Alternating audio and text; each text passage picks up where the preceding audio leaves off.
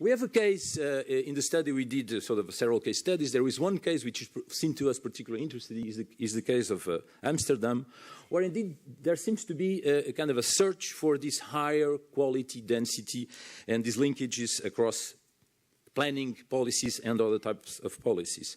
For example, by transforming monofunctional areas. So in the past, the planning mode was pretty much in assigning land to different types of uses, and more our cities need to mix actually uses in terms of sectors, people, etc. Also, for example, think about aging. Aged people have a sort of a lower preference towards transportation, so they need to have a little bit of everything in the way, in the place where they live. So this calls for a different approach to the planning, and of course, putting in this planning policy things like addressing the climate change and preparing for a post-fuel era. Of course, it's extremely important. And this case of Amsterdam seems to us, a very interesting sort of example. They are putting in place all the legislation to be implemented. The vision of Prague in both these documents is urban, based on its millennial history and based on traditional compact city with livable public spaces like squares, streets and parks, welcoming for everyday outdoor leisure activities. This is how Prague's future should look like.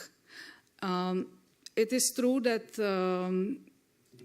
by now it was very difficult in Prague to build a normal traditional city with blocks, like you have, for instance, here in Paris, or which is normal in many other European cities.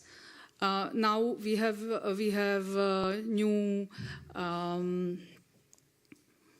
new building.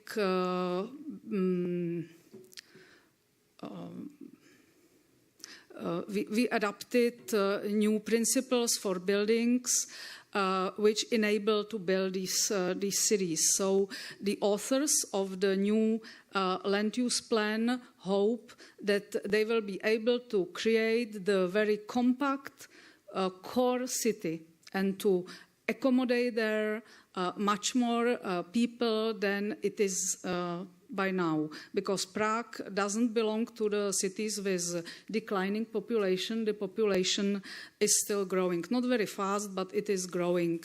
And the new metropolitan plan supposes that it can accommodate 400,000 people more. Context of the United States federal government structure is one that states are afforded the primary role and responsibility in overseeing and regulating issues within that state. And as a quick context setting, the federal government, as many of you know, is involved with interstate issues and concerns over rights and constitutionality, as well as international items. Urban planning, land use, and green growth initiatives fundamentally are part of the responsibility of state and local. So it means that our role in condition setting has to function off of who possesses the authority to take action.